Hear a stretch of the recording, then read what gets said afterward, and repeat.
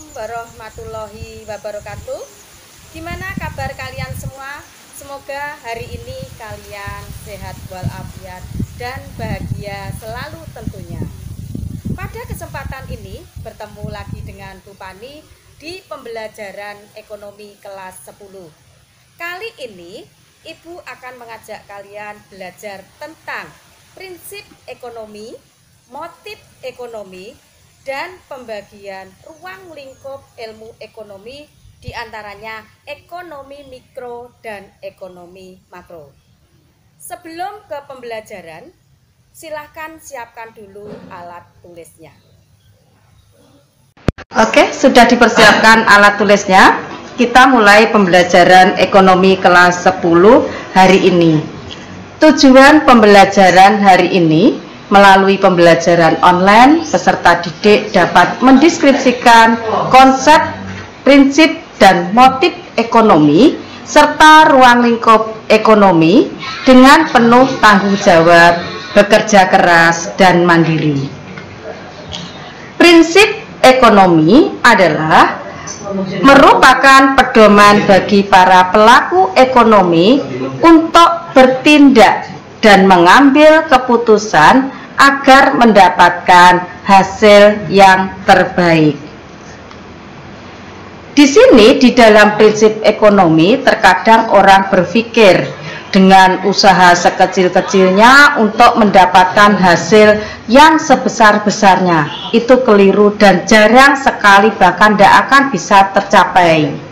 Sehingga di sini dengan prinsip ekonomi, dengan pengorbanan yang sekecil-kecilnya untuk mendapatkan hasil tertentu.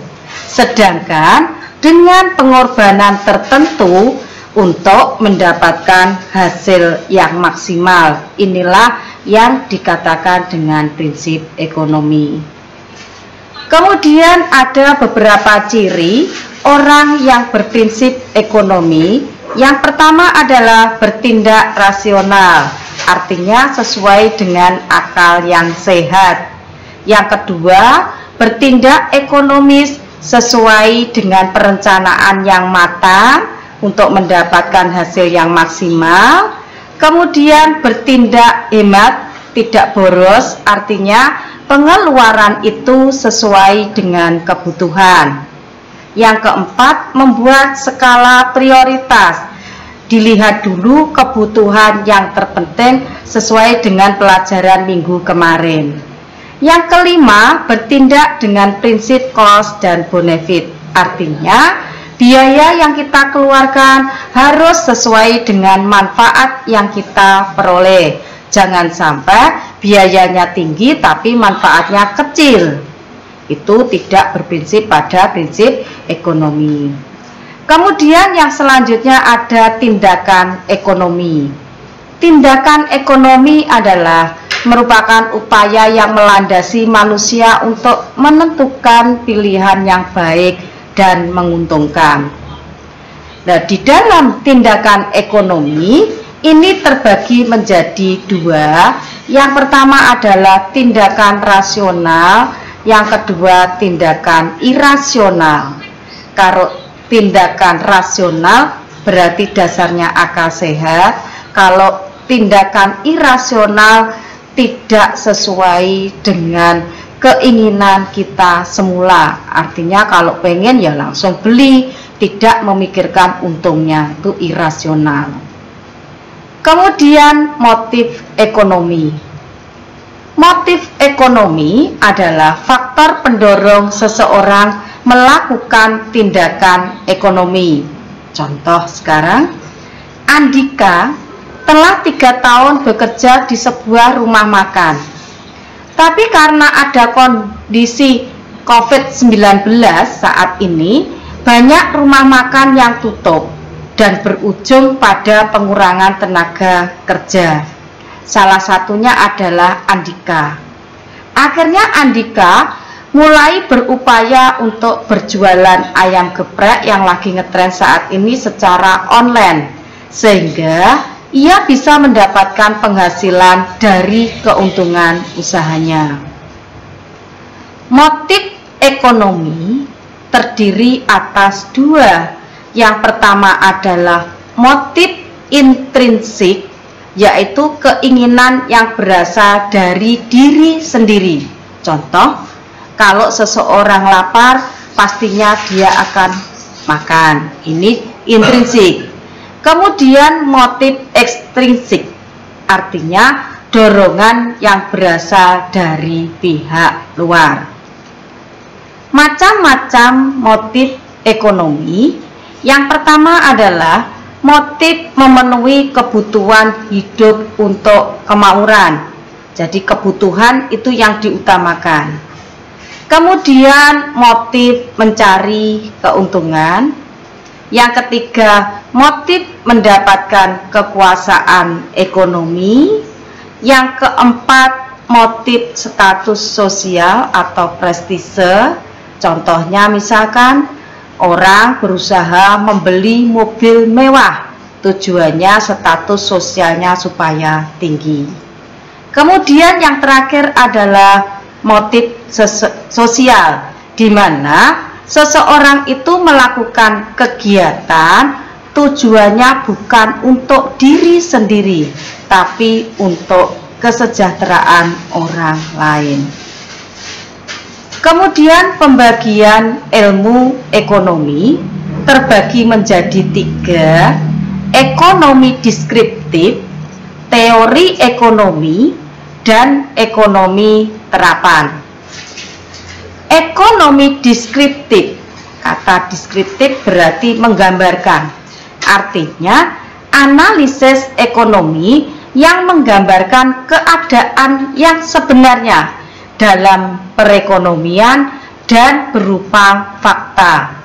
Contoh, hasil produksi bawang merah Kabupaten Nganjuk tahun 2019. Di sini dasarnya adalah data yang ada dari Kabupaten Nganjuk. Kemudian yang kedua ada teori ekonomi, artinya analisis ekonomi yang berusaha menjelaskan hubungan sebab akibat dan cara kerja sistem ekonomi. Di dalam teori ekonomi terbagi menjadi dua. Yang pertama adalah ekonomi mikro, yang kedua ekonomi makro.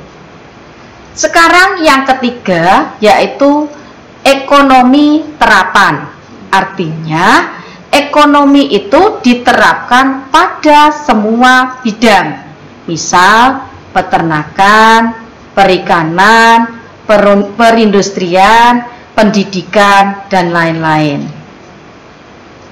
Sekarang kita ke pembagian ekonomi. Ada ekonomi mikro. Mikro artinya kecil, berarti ekonomi yang membahas tentang hubungan antara individu dengan individu. Hubungan antara individu dengan individu terbagi atas produksi, teori harga, distribusi. Jadi di sini pelibatannya hanya pada individu. Kemudian yang kedua ada ekonomi makro, di mana yang dimaksud ekonomi makro adalah ilmu ekonomi yang membahas tentang berjalannya perekonomian secara keseluruhan. Dapat diartikan ini bahasanya adalah negara. Yang dibahas di dalam ekonomi makro adalah pengangguran, inflasi, ketimpangan neraca pembayaran. Pengangguran di mana tidak sesuainya antara jumlah tenaga kerja dengan lapangan kerja yang tersedia, sehingga terjadi pengangguran. Kalau inflasi, suatu keadaan di mana kenaikan harga secara terus-menerus sementara nilai mata uang turun. Sekarang kita menginjak ke latihan terakhir, ekonomi mikro dan makro. 1. Suatu keputusan keluarga menentukan jumlah tabungan. Di sini masuk mikro atau makro? Jawabnya adalah mikro. Karena di sini ada kata keluarga, berarti hanya individu, tidak dialami oleh semua orang. Bahasan ini masuk dalam ekonomi mikro. Yang kedua, keputusan pemerintah mengenai perekrutan tenaga kerja. Di sini pemerintah kata kuncinya, berarti dialami oleh banyak orang, makanya termasuk ekonomi makro.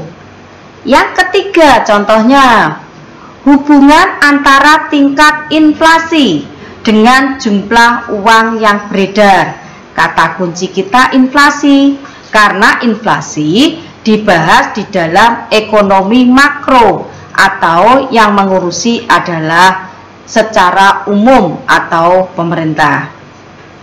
Contoh keempat, gagal panen cabai Kabupaten X misal.